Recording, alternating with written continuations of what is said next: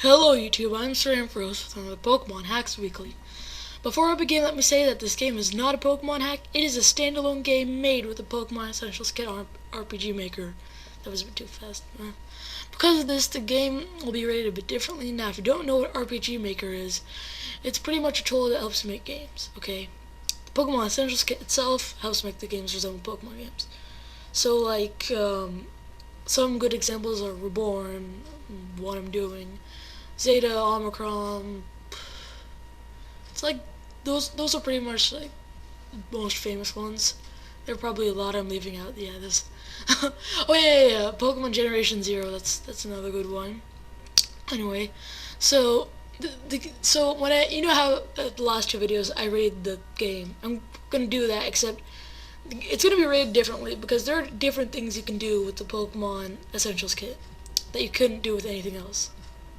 Okay, so time for the video.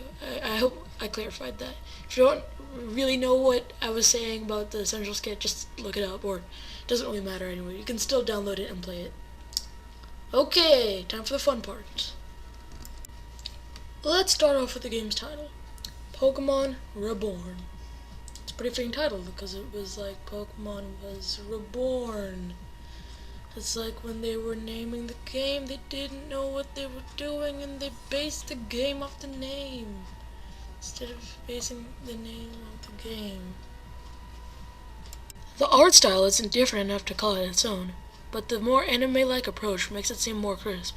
Don't get me wrong, the sprites can be overdone at times, like many other things in the game, but it adds to the experience that Pokemon is being remade, being reborn. Reborn! The soundtrack is almost perfect, and is honestly one of the best fan-made soundtracks out there. It's no surprise that almost every single song on the track was written by GlitchxCity. There are a lot of original tracks in it too, such as the Starting Town theme and the Pokemon Center theme, so it's not just a compilation of GlitchxCity music. The gameplay has its flaws, and I'll get to that later, but it's for the most part solid. It's definitely aimed at being challenging. I wish the game had a difficulty setting, which is possible with the Pokemon Essentials Kit, as shown in Pokemon Zeta and Omicron. It'd be pretty nice to have an easy option so that I could just experience the plot and what the game has to offer. The game is still in beta though, so it may be added in the future. The story is honestly the bread and butter of this game. Like the art, it can be a bit overdone at times, but it's one of, if not the best, story of all Pokemon fan games. Without many spoilers, you start out with your home city being bombed before you get your first Pokemon, soon leading to you fighting the causers of the bomb. It does escalate a bit quickly, but other than that, it's pretty good. Time for the bad stuff. You start in a big city, which seems cool, but it's really hard to navigate, making the beginning a pain. There are leveling issues throughout the game, but that's tolerable. There are also limited Pokemon you can get early in the game, making you pretty much limited to your starter, Noibat, Gulpin, Daedorusra, Pidgey, and 12 years in HMC. Given that you're stuck in that part of the game for at least an hour, it makes the game pretty boring. Now for the worst of all flaws. That's that the game is anti-grind. Now that might not seem bad at all, but because of those last two flaws I said, it makes the game horrible, or the beginning. Imagine this, if you're like me and you don't want to train up crap Pokemon, you're probably only going to have two Pokemon in the first gym, being your starter, Pidgey, and probably like Pidgey or Noibat, okay? And as you start in a city, you end up fighting a lot of trainers.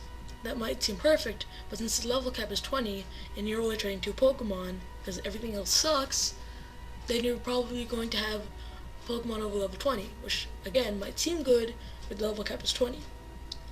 So you're probably going to have to dodge trainers a lot, which is hard because they're all over the city, and they're always hiding.